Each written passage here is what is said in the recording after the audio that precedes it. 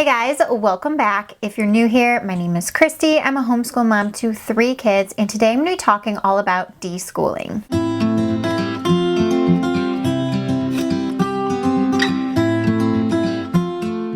If you're a parent that has pulled your kids out of the school system to homeschool, you may have kind of seen this term kind of trickling around called deschooling. Deschooling is basically the process of kind of resetting your standards and what you feel like school should be, and kind of helping your kids to transition into homeschool. A lot of people talk about deschooling as a process for your kids to go through, a process typically kind of followed by not doing any sort of schooling for a little bit to kind of ease into the transition from the school system into homeschool.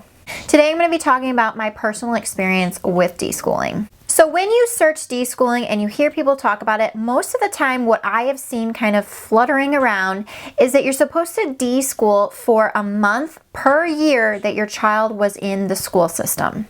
So for my daughter, since she went through 3rd grade, I would technically be deschooling her for 4 months. During this deschooling process, people will recommend that you don't jump into your homeschool curriculum. You give them time to kind of decompress, kind of relax and chill out before you start into your homeschool curriculum and this new way of life. So for us personally, I did not follow this at all. We actually just started our new year with our homeschool curriculum. I kind of evaluated my kids, and I didn't think it was the wisest choice to kind of have them like slack off and get into that kind of routine of not having to do things. I wanted there to be kind of this kind of expectation that we still needed to get our studies done even though we were at home. However, I also made sure that her days were different than what she had experienced before in the school system. I made sure that she knew that we could be comfortable. We could be in our pajamas. We could be sitting on the couch. We could be anywhere we were comfortable. She didn't need to sit in a desk. She didn't really need to be quiet or, rigidly sitting there doing work. I also made sure that she knew that her studies weren't going to take her all day. We were just going to do these couple subjects, and then she would have the rest of the day as her own. I think that if you set your homeschooling day up differently than what you see in a typical school classroom,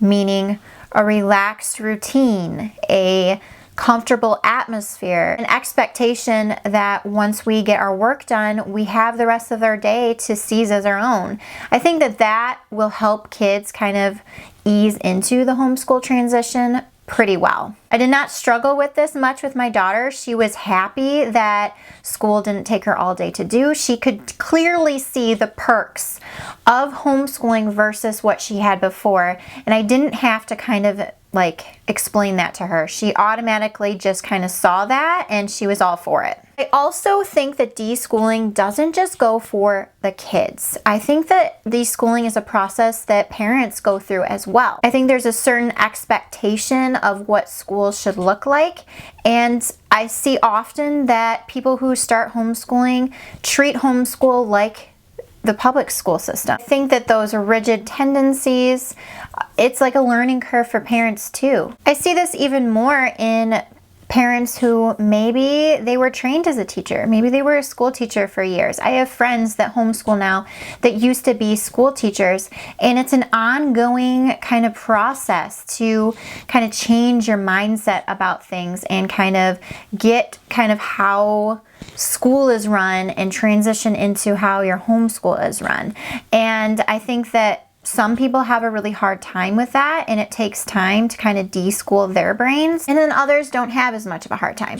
For me personally, it wasn't that difficult for me because I did a lot of research before we began homeschooling. I watched a ton of homeschooling channels where I could see how their days looked, how the homeschool kind of atmosphere was.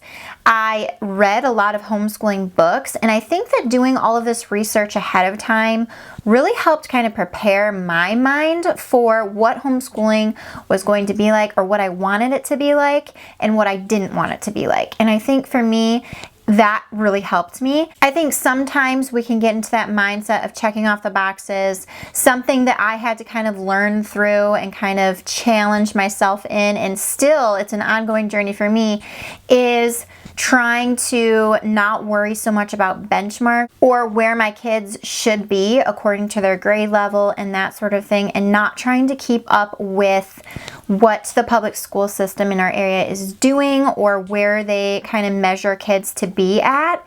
And that is something that I ongoingly kind of have to work through. I'm getting so much better at that, and I'm a lot more confident in our journey this year than I was last year, and I think that as the years go on, I'll just build that confidence more and more, but it is going to be kind of an ongoing journey. Same with how it's an ongoing journey for parents. I think it's an ongoing journey for kids who are used to being in the school system. Like, that's what they knew for years, for however many years that they were in there. For my daughter, she, was in the school system. She did preschool, and then she did kindergarten through 3rd grade, and her 3rd grade year was a pandemic year. It was cut short, so she missed out on the end of her school year, about a quarter of her school year. I'm not saying that we had a horrible experience in public school. I'm not saying that at all. I'm not saying that public school is horrible or the schools that she went to is horrible or the teachers were horrible. We did not have like a bad experience.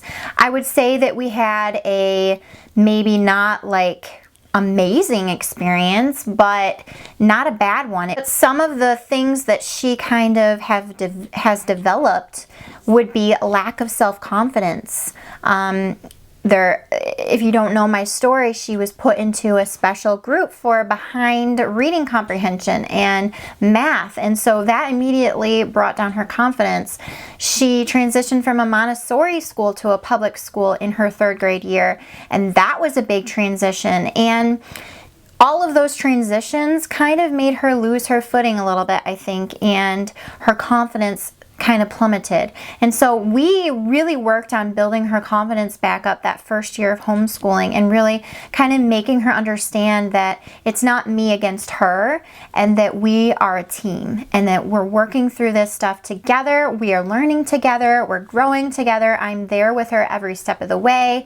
I'm not like marking her wrong or grading her per se. We just work on the things that we need to work on. If she's struggling, we fix it right then and there. There's no red pen marks. There's no like special group or test where I'm judging her or anything like that. So we are continually building her self-confidence. Another thing is her growth mindset really kind of took a plummet as well.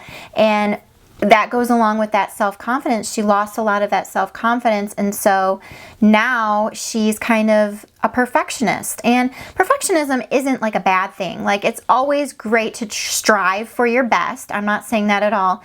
But when it affects you negatively to where you make a mistake and it's like the end of the world and you don't even want to try anymore and you want to give up, that's where it's a problem. And so we have been working through that a ton. We are still working through that. She's gotten a lot better. She's come a long way, but it still shows its head a lot.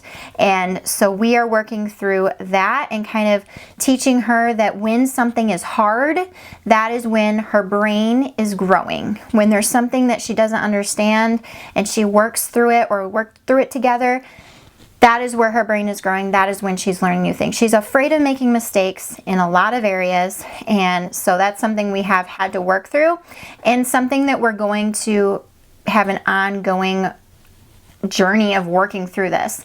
I think that it'll probably be something that sticks with her for a while, and we're just going to have to kind of work through that slowly as the years progress. Hopefully she'll start to lose that and build more confidence, but until then we're just taking it day by day. So in summary, I think deschooling is more than a temporary process. I think it's an ongoing process for both student and homeschool parent, and I think that the generalized suggestion of halting schoolwork for that deschooling process isn't for everyone. I'm not saying that it won't help some kids. For every kid, it could be different. You know, that might be what your child needs, is a break completely from everything.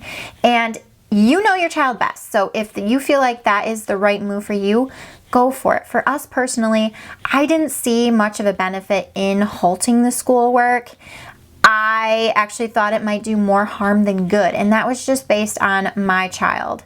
And I determined that the schoolwork was different enough, our routine was different enough, that that separation between school and homeschool was very clear. So I hope that you guys enjoyed this video. Please share your thoughts on deschooling. If you've gone through the process before or you have questions about it, please don't hesitate to comment below. I love talking with you guys, bouncing thoughts off of each other. So please go ahead and leave your thoughts. I hope you guys have a wonderful day, and I'll see you in another video very soon.